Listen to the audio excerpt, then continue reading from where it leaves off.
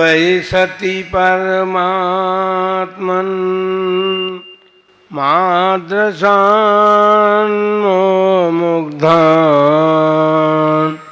कथम तनुवशत्वान् बुद्ध के सान्यजेयम् सुगतमगधरं वा वागधीशं शिवं वा जितभवमभिवन्दे भासुरं श्रीजिनं वा।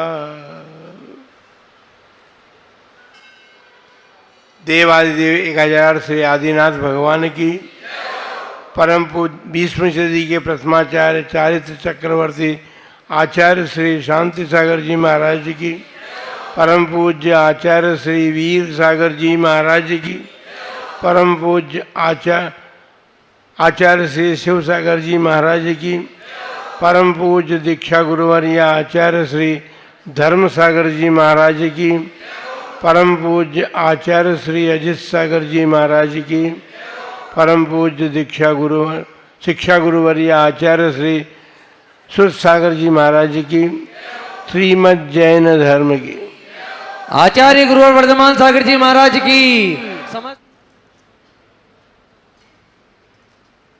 देखिए, उपदेश या धर्मोपदेश की सभा से भले ही आपको आकुलता हो जाए, लेकिन अभी आपकी धर्म सभा से ही एक आवाज आई थी कि निराकुलता में सुख है। अब आप सोच रहे हैं कि हमें क्या करना है। महाराज ने तो बताया हम कौन हैं, कहाँ से आए हैं, कहाँ जाना है। अब कहाँ जाना है इसका निर्णय हमको अभी करना है। अभी से मतलब इसी पर्याय में करना है। कहाँ से आए वो तो गया अब, लेकिन कहाँ जाना है इसका निर्णय अभी करना है अपने को। 16 कारण पर्व चल रहा है और पर्व है वो भावनाओं का रूप है। जो उस प्रकार की भावनाएं भाता है वह उसके फल को प्राप्त करता है। भावना का और भाव का क्या अंतर है इसको समझने की बात है। मैं ज़्यादा देर नहीं बोलेंगे, आप चिंता मत करो। जिसके द्वारा मन को भावित किया जाए या उसको संस्कारित किया जाए उसको भावना कहते हैं। हमने सुना है आयुर्वेद में डॉक्टर लोग क्या करते हैं या मेडिकल की दवाइयाँ कैसे बनती है हमें मालूम नहीं है, लेकिन आयुर्वेद की दवाइयों में भावना दी जाती है। बहुत छोटी सी बात है, आंवले का चूर्ण हो और आंवले के चूर्ण को आंवले के रस की भावना दी जाए, अर्थात उसमें घोड़ते जाओ, जब वो रस पी जाए फिर रस डाल दो तो ये भावना काम करती है और वो रसायन बन जाती है। उसको क्या बोलते हैं मालूम है? अमल की रसायन, आंवले की रसायन बन गई वो। तो भावनाओं का तो इतना बड़ा फल है कि वो रसायन बन सकती है। और अभी अभी सबने अपने हाथ ऊंचे किए थे कि हमको भी जाना है। कहाँ जाना है? घर। 84 लाख योनि में परिभ्रमण करते आ रहे हैं। उसको यदि हम संक्षिप्त में करना चाहें तो हम चौरंगी दुनिया में दौड़ रहे हैं। चौरंगी दुनिया से हमें बाहर निकल करके और अपने स्थान को प्राप्त करना है, घर को प्राप्त करना है। क्योंकि ये बात सुनिश्चित है कि जिस सुख को हम चाहते हैं वो अपने घर में मिलता है। घर में मिलता है ना, और घर में ही मिलता है, पर हमें ये पता नहीं कि हमारा घर कहाँ है। आदिनाथ भगवान के पोते ने एक छोटी सी भूल की कि भगवान के वचनों पर उसको अभिमान हो गया ये तो 24वें नंबर का बता रहे हैं, मैं तो अभी बन करके बताऊंगा। ये जो अभिमान हो गया, उस अभिमान ने उसको एक कोड़ा कोड़ी सागर तक भटकाया इस संसार में। और यदि आप लोग भावनाओं के प्रवाह में यदि नहीं बहेंगे, अर्थात भावनाओं में यदि अपने मन को स्थिरता नहीं देंगे, तो फिर क्या होगा? शुभ भावनाएं हैं, संक्लेश परिणाम भी है, असंक्लेश परिणाम भी है। भावना के कई नाम हैं, इसलिए आप 16 कारण भावनाओं का श्रवण कर रहे हैं। विनय संपन्नता आपने सुनी और प्रथमान योग के अनेक दृष्टांतों के माध्यम से आपने ये सुना कि किस प्रकार से व्यक्ति ने अपने जीवन में फल प्राप्त किया, क्या क्या भावनाएं उनकी रही, उससे अच्छा और बुरा फल प्राप्त किया। अच्छा फल अच्छी भावनाओं से मिलता है, शुभ भावनाओं से मिलता है, और बुरा फल जो है अशुभ भावनाओं से मिलता है।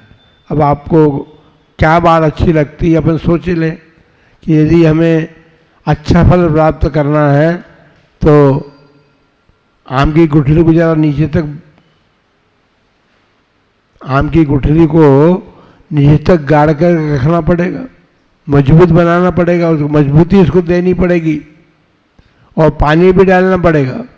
भावनाओं का पानी उसमें डालते रहेंगे तो आम का वृक्ष खड़ा होगा और फिर वो 100 वर्ष तक फल देगा। नसिया मंदिर है और नसिया में बहुत लोग आते हैं भगवान जितेंद्र की पूजा करने के लिए। लेकिन जब पूजन प्रारंभ करने के पहले मंगलाष्टक होता है तो मंगलाष्टक इतनी जोरों से बोला जाता है, या फिर भक्तामार के श्लोक बोलते हैं, उसमें आवाज़ इतनी जोर की होती है कि कोई दूसरा जाए तो उसकी बात बीच में ही भूल जाए। बंधुओं, 8 मद कहें, जब अभी 8 मदों की बात सुन रहे थे, सम्यक दर्शन को मलिन करने वाले हैं ये। सम्यक दर्शन उत्पन्न हो जाए तो सम्यक दर्शन भी मलिन हो सकता है इन मदों से। 6 अनायतन कहें, 6 अनायतन भी हमारे सम्यक दर्शन को मलिन करने वाले हैं। मिथ्या देव, मिथ्या शास्त्र, मिथ्या गुरु को मानना, और उनको मानने वालों को भी बोलना, 6 अनायतन है। तो 6 अनायतन हमारे जब नहीं रहेंगे तो हमारा सम्यक दर्शन निर्मल बनेगा, और सम्यक दर्शन निर्मल बनेगा उसके साथ 8 मद हैं, 6 अनायतन हैं, 25 मल दोष बताएं। अपने शरीर पर ग्रीष्म काल अभी पानी बंद हो गया, वर्षा ऋतु बंद हो गई, पसीना बहुत आने लगा शरीर में, उसको खूब रगड़ रगड़ के आप साफ करते हैं। पसीना अच्छा नहीं लगता क्योंकि वो मल है, और मल जो है वो कहीं और से नहीं निकला, आपके शरीर से ही निकला है। गर्मी बाहर पड़ रही है, बात ठीक है, लेकिन बाहर पड़ने वाली गर्मी ने आपके भीतर का मल बाहर निकालना शुरू कर दिया। पसीना आपके भीतर से आ रहा है, आपके रोम रोम से पसीना आ रहा है, बाहर से पसीना नहीं आ रहा है। बाहर धूप की गर्मी है तो आपका मन कहता है कि बाहर बहुत गर्मी है इसलिए पसीना आ रहा है। जो आप पानी पीते हैं वही तो बाहर निकलता है, जो आप द्रवित पदार्थ पीते हैं वही तो बाहर निकलता है। आपके शरीर ने जिन द्रव्य पदार्थ, पीने योग्य पदार्थों को ग्रहण किया है, वही तो पसीना बनकर के बाहर निकलता है।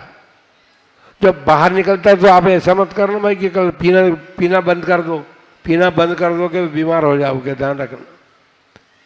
पीना मत बंद करना, पियो, लेकिन भगवान की वाणी को पियो।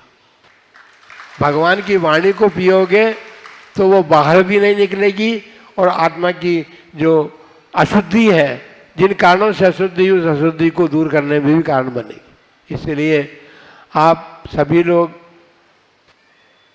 महापर्व मना रहे हैं। महापर्व प्रारंभ हो गया है और 10 लक्षण पूरा होने के बाद में फिर एक पर्व आ जाएगा, और ये दोनों ही पर्व जो हैं हमारे आत्मविशुद्धि के कारण है विशेष रूप से। यदि हम चाहें, जिसे आप त्यौहार मान करके मनाते हैं, उन त्योहारों को भी यदि पर्व का रूप आपका मन दे दे तो वो भी आपके आत्मा को निर्मल बना सकते हैं। रक्षाबंधन पर्व था, रक्षाबंधन पर्व था तो क्या हुआ, राखी बांध करके और मिठाई खा करके उसको पूरा नहीं करना चाहिए।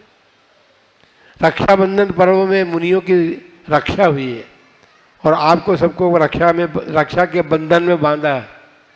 बोले महाराज स्वतंत्रता तो बड़ी मुश्किल से मिली है, देश को हम खुले रूप में घूम रहे हैं और आप कह रहे बंधन में बंधो, तो बंधन होता है, बंधन में कैसे बंधे?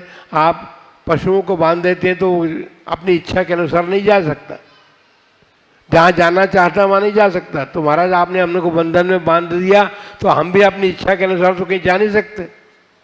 आपको अपनी इच्छा के अनुसार जाने के लिए बंधन नहीं बांधा है, आप अपनी इच्छाओं को परिवर्तित कर लें।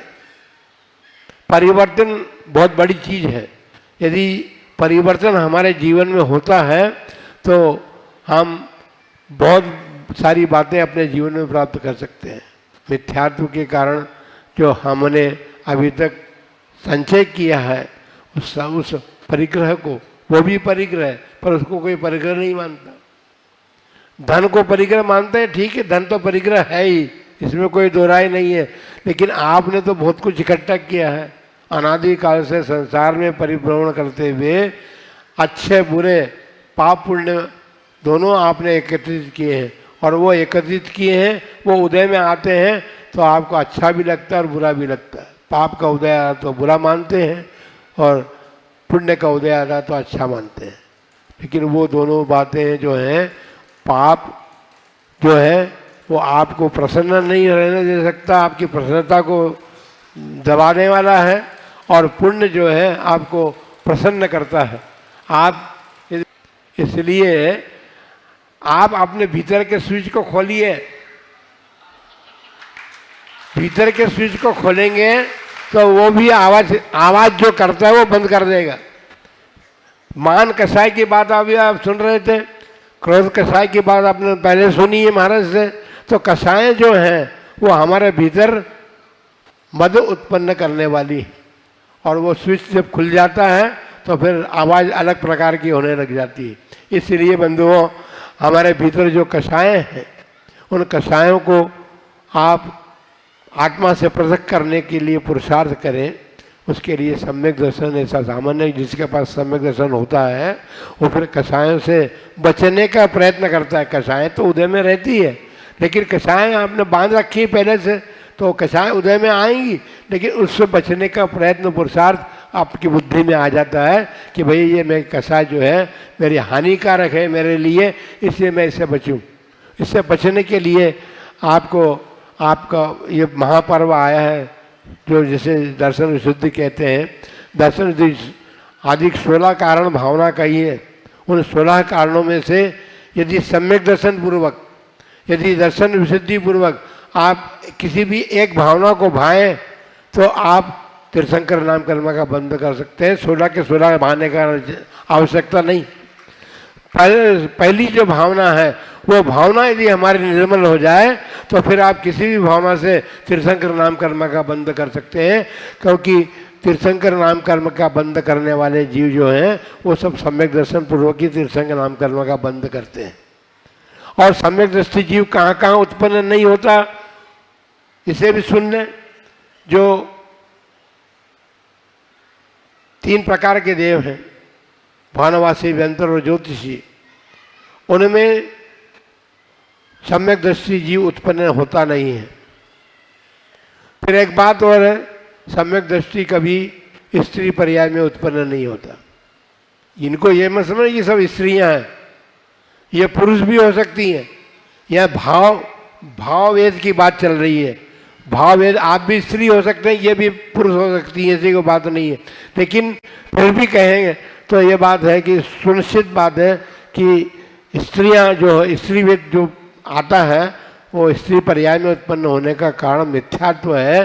मिथ्यात्व सहित ही स्त्री पर्याय में जाते हैं, सम्यक दर्शन पूर्वक कोई जीव नहीं जाता।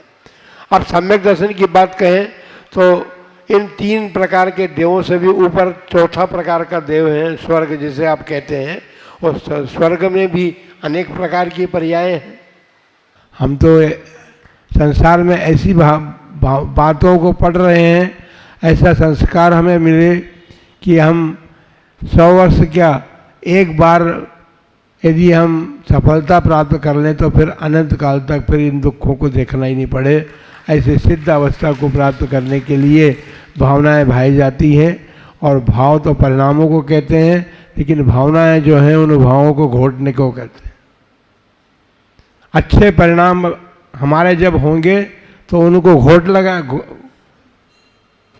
खरल बट्टा लेकर के उसको घोट लगाइए।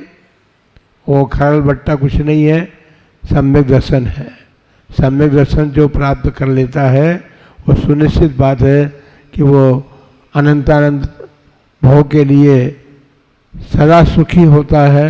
दुख नाम की कोई चीज़ उसके जीवन में नहीं रहती। इसलिए भावनाओं को समझ करके अपने जो दुख हैं संसार के, उन दुखों से छुटकारा पाओ और घर में जाओ। आप घर जा रही थी ना? हाँ, घर जा रही थी। इनको ये लग रहा था कि घर में अभी काम बाकी है, तो घर में काम बाकी तो है, ये बात समझा हमने। लेकिन घर जिसको आपने घर समझ रखा वो घर आपका नहीं है। घर तो कहीं और है।